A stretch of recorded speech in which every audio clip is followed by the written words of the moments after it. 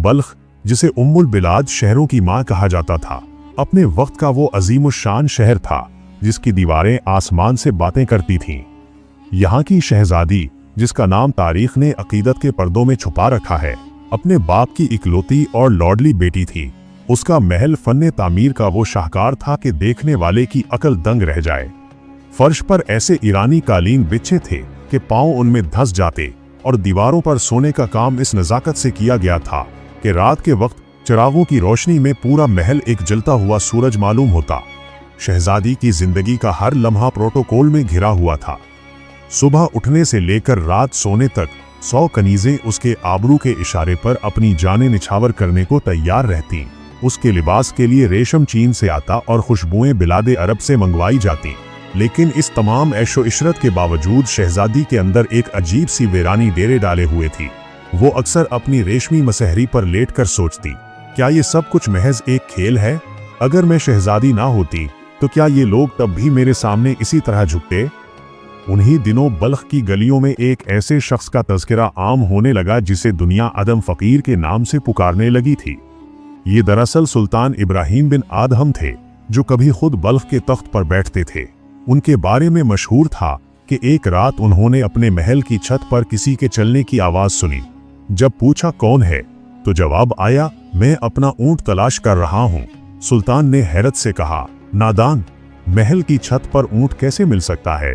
तो गैब से आवाज आई, इब्राहिम, अगर महल की छत पर ऊंट नहीं मिल सकता तो रेशमी बिस्तरों पर लेटकर खुदा कैसे मिल सकता है? इस एक वाक़े ने सुल्तान को अदम यानी कुछ न रहने वाला बना दिया। उन्होंने तख्त छोड़ा, शाही लिबास उतारा और फकीरी इख्तियार कर ली। अब वो शहर से बाहर एक शिकस्ता कटिया में रहते थे। उनकी शोहरत अब सिर्फ एक साबिक बादशाह की नहीं, बल्कि एक साहिबे करामत वली की थी। शहजादी ने जब ये सुना कि एक शख्स ने उसके बाप जैसी अजीम सल्तनत को एक कंबल के बदले बेच दिया है, तो उसके तजस्सुस की इंतहा न रही। उसे लगा कि इस फकीर के पास वो जवाब है जो उसे बेचैन रखता है।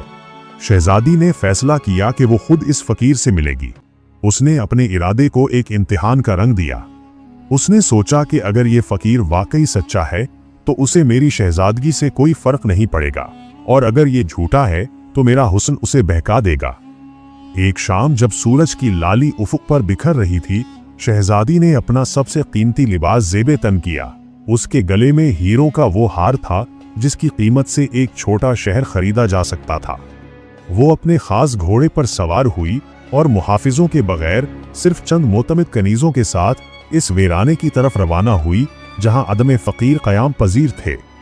वहां पहुंचकर उसने देखा कि एक दुबला पतला शख्स, जिसके चेहरे पर बुला का नूर था, मट्टी पर बैठा सूखी रोटी के टुकड़े पानी में भिगोकर खा रहा था। शहजादी ने अपने घोड़े की लगाम खींची। घोड़े के हनहनाने और जेवरात की झुंकार से पूरा माहौल गूंज उठा, मगर फकीर ने सर न उठाया। शहजादी ने तंजिया लहजे में कहा, ए फकीर, क्या तुझे मालूम है कि तेरे सामने कौन खड़ी है? मैं इस सल्तनत की वारिस हूं जिसके टुकड़ों पर तुम जैसे फकीर पलते हैं। अदम फकीर ने निहायत इत्मीनान से अपनी नजरें उठाईं। इन आंखों में ऐसी ठंडक और गहराई थी कि शहजादी का जाहो जलाल बर्फ की तरह पिघलने लगा। फकीर ने कहा, बेटी, तो इस सल्तनत की वारिस है जो आज तेरे बाप की है, कल किसी और की होगी और परसों मिट्टी का ढेर बन जाएगी। मैं इस सल्तनत का गुलाम हूं जो ना कभी खत्म हुई है और ना होगी। अब तो बता, बड़ा कौन हुआ? शहजादी की जबान गंग हो गई। ये पहला मौका था कि किसी ने उसे उसकी हैसियत का असल आईना दिखाया था। वो मुलाकात शहजादी की जिंदगी का मोड़ साबित हुई। वो महल वापस तो आ गई, मगर उसका दिल वहीं उस कटिया में रह गया। अब उसे शाही दस्तरखान पर सजी नेमतों से बू आने लगी। उसे अपने रेशमी लिबास कफन की तरह महसूस होने लगे। वो घंटों मुसल्ले पर बैठकर रोती और सोचती कि वो फकीरी क्या है जिसने एक बादशाह को इतना बेनियाज कर दिया कि वो शहजादी के हुस्न को भी खातिर में न लाया। उसने कई बार छुपकर फकीर की मजलिस में जाने की कोशिश की। वो दूर बैठकर उनके इरशादात सुनती। फकीर कहते थे, जब तक तुम्हारे दिल में दुनिया की जर्रा बराबर भी मोहब्बत है, तुम इस पाक जात का कुर्ब हासिल नहीं कर सकते। शहजादी को महसूस हुआ कि इसके दिल में तो दुनिया के पहाड़ जमा हैं। एक दिन उसने हिम्मत जमा की और फकीर के पास जाकर अर्ज की, मुझे अपनी शागिर्दी में ले लें, मैं ये सब कुछ छोड़ना चाहती हूँ। फकीर ने मुस्कुराकर कहा, शहजादी, कहना आसान है, करना मुश्किल। क्या तुम नंगे पांव तपती रेत पर चल सकोगी? क्या तुम महल की लौंडियों के बजाय खुदा की लौंडी बनकर रह सकोगी? अभी वापस जाओ, अभी तुम्हारे खून में शाही तकब्बुर बाकी है। शहजादी के लिए ये इनकार एक चैलेंज बन गया। उसने फैसला कर लिया कि वो साबित करेगी कि उसकी तड़प सच्ची है।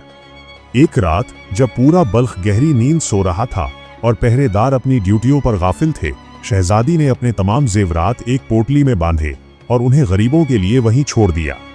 उसने एक आम सी सोती चादर ओढ़ी, अपने बाल बिखेरे और नंगे पांव महल की पिछली खिड़की से बाहर छलांग लगा दी। वो रात भर झाड़ियों और पत्थरों पर चलती रही। उसके नाजुक पांव, जो कभी मखमल से नीचे नहीं उतरे थे, अब खून आलूद हो चुके थे। सुबह के वक्त जब वो अदमे फकीर की कुटिया पर पहुंची तो उसका हुलिया पहचाना न जाता था। फकीर ने देखा तो पूछा, कौन हो तुम? शहजादी ने रोकर कहा, मैं आपके दर की एक भिखारी हूं, जिसे आपने कल पहचानने से इनकार कर दिया था। फकीर ने उसे देखा और समझ गए कि बीज बोया जा चुका है। उन्होंने उसे एक कुल्हाड़ी दी और कहा, जाओ, पहाड़ से लकड़ियां काट कर लाओ और उन्हें बाजार में बेचकर जो मिले उससे फकीरों के लिए खाना तैयार करो। शहजादी के लिए ये इम्तिहान जां गुसल था। वो शहजादी जिसने कभी पानी का गिलास खुद नहीं उठाया था, अब पहाड़ों पर लकड़ियां काटती थी।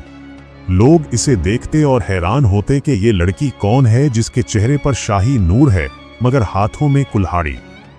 कई बार बल्ख के सिपाही उसे ढूंढते हुए करीब से गुजरे, मगर अल्लाह ने उसे उनकी नजरों से ओझल रखा। महीनों गुजर गए, उसकी रंगत सांवली पड़ गई, इसके हाथ खुरदरी खाल वाले हो गए, मगर उसकी रूह कंदन बन गई।